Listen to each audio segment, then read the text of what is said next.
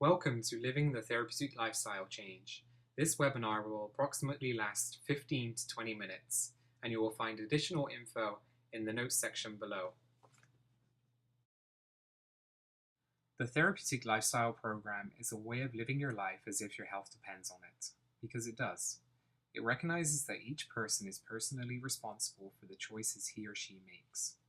It also recognizes that making these healthy lifestyle choices is a conscious act, not something that happens automatically or by default, or because someone else wants you to change. We make healthy lifestyle choices because good health is something we value, something we want to own, to have not only in our younger years, but throughout our entire lifespan. Our lifespan has increased dramatically in the last 6 decades. Rather than living only to the 4th or 5th decade, we now on average live 7 or 8 decades. Prolonging life without prolonging health and vitality is not the goal for most people. It's to add life to these years. These years can be spent in good health if we make choices that enhance health rather than live as if every day were our last day on earth. If you ask someone in the later years of life what they value most, being in good health is at the top of the list. The lifestyle choices we make today will impact our health in the future. The health concepts we'll be discussing are the lifestyle habits that, if practiced, will help you enjoy a longer health span.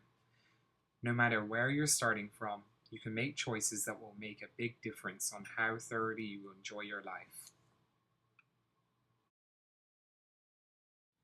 This is a direct quote from a prestigious medical journal in 1998.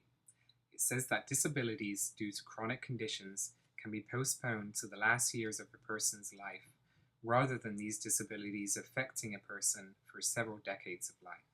Scientific research is proving that therapeutic lifestyle habits reduce the disability and suffering experienced prematurely by many people. One of the conditions associated with unhealthy lifestyle habits is type 2 diabetes, which is rapidly becoming a very common disease in America. A major study showed that the majority of cases could have been prevented. Type 2 diabetes used to be called adult-onset diabetes, but there is a strong upswing in the number of young people with this disease. 17 million people have type 2 diabetes, and 151,000 of them are younger than 20. The cost of diabetes is a staggering $98 billion. This is a huge price to pay for unhealthy lifestyle choices. Heart disease is another lifestyle-related condition. It is the #1 cause of death in the US, which happens every 34 seconds for a total of over 700,000 people annually. It has been the #1 cause of death almost every year during the 20th century. It now appears that as many as 4 out of 5 heart attacks could be avoided if people followed a heart-healthy lifestyle. A team of researchers followed the fate of over 84,000 women participating in the Nurses' Health Study over the past 2 decades. They found that those who practiced the heart-healthy lifestyles were 82% less likely to develop coronary heart disease than those who did not. Their findings appeared in the New England Journal of Medicine. This is a list of the low-risk behaviors that were attributable to their decreased risk of heart attack. Not smoking, weight maintenance, diets low in sugars and saturated fats and high in folate, fiber, and fish oils, moderate exercise, and moderate alcohol consumption. The research for preventing heart disease is compelling. The government group charged with making recommendations for heart disease prevention and treatment is now including therapeutic lifestyle changes in their guidelines. These therapeutic lifestyle guidelines are the same ones we will be discussing in the weeks to come, which include nutritious diet, stress reduction, and regular exercise. A third set of conditions related to lifestyle is excess body fat, causing us to be anywhere from somewhat overweight to obese. It goes without saying that we have an epidemic of people in our country who are overly fat, and for a variety of reasons. The rate at which our population is becoming overweight has never been higher, and is now thought to be the main public health problem, perhaps surpassing smoking. In the 1960s, 31% of the population was overweight. Now, over 60% of the population is overweight. The rate has increased significantly in the past decade. Obesity is now epidemic among children and adolescents. If we look at some of the conditions associated with being overweight, we understand why it has become one of the nation's most significant health problems.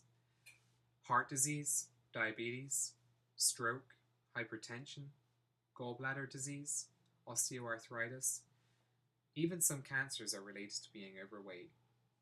You can see why therapeutic lifestyles should be practiced by everyone. During the next several weeks, we'll be focusing on these three sets of lifestyle choices, namely nutrition, exercise, and stress management. Remember, the one thing we can do to reduce the risk of all of these conditions we've mentioned is to increase lean muscle mass and decrease body fat. We have lots of information, tips, and strategies for you to try out. We'll be talking about how to incorporate exercise and physical activity as a lifelong habit, ways to choose healthy, tasty meals when dining out or in, and how to reduce the stress in your life. We want to encourage you to share your experiences with others in the group.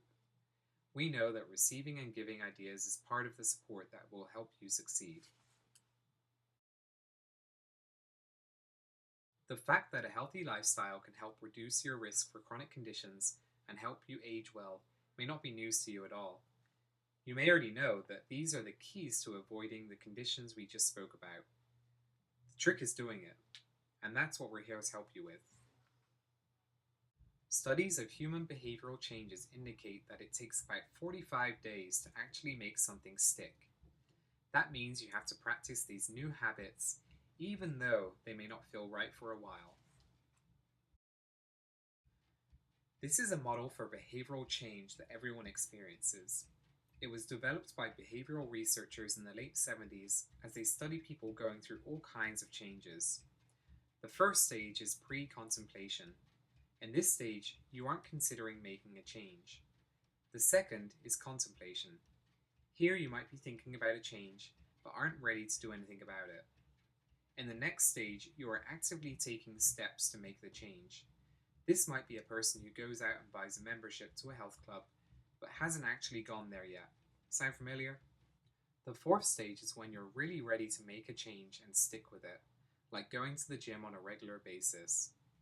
The fifth stage is maintenance, continuing the course of action taken on a regular basis. We've all been through these steps several times with different changes we've made. Think of an example when you made a change in your life. Take a minute and think about how you went through these stages of change. The pre-contemplation stage, contemplation stage, preparation, action, and maintenance. Moving through these stages doesn't always mean going forward in a linear fashion. There are times when you can move from preparation back to contemplation. There are times when you're in maintenance and go back to preparation or contemplation or even pre-contemplation. This is sometimes called a relapse. It is a normal part of behavioral change. The key is to recognize where you are, accept it, and take steps to get back on track to action and maintenance. Here are some key strategies for moving into the action and maintenance stages. You are all at least in the action stage, or you wouldn't be here. Preparation was signing up for the course. Showing up is an action part, so congratulations, you have made it to the fourth stage. Participating in the group will help keep you going forward on the path towards maintenance. We will provide you with the positive reinforcement and support each time you show up. You can increase your likelihood of success by making a contract with yourself. When you go home tonight, write a contract that specifies your commitment to this program and to yourself. Write out clearly what you expect of yourself for now. You can always adjust your contract as you learn more about your various topics. You also need to think about how you will reward yourself for each milestone. You will need both short-term and long-term goals for this. Daily or weekly goals for the short term and monthly or longer for the long-term goals. Think ahead about how you will reward yourself. This way, you'll have a built-in incentives for staying on track. Keeping a journal is an excellent way to stay on track and measure your success. Write daily in your journal. List your short-term and long-term goals and how you plan to reward yourself. Write your daily successes, even if it seems minor, like not having a second helping of mashed potatoes at Mum's house. Write out the challenges you faced at home and at work.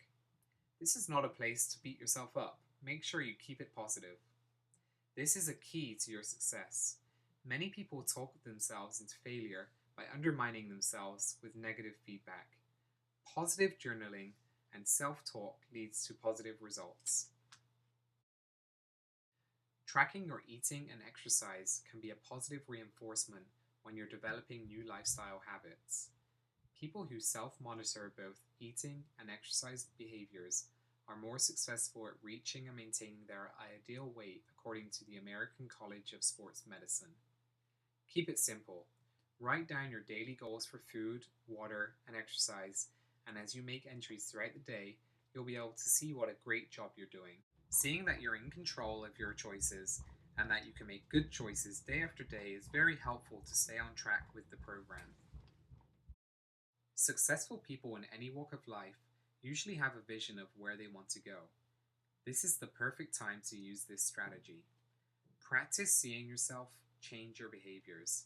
Visualize yourself walking into the gym or taking the time to walk during the lunch break.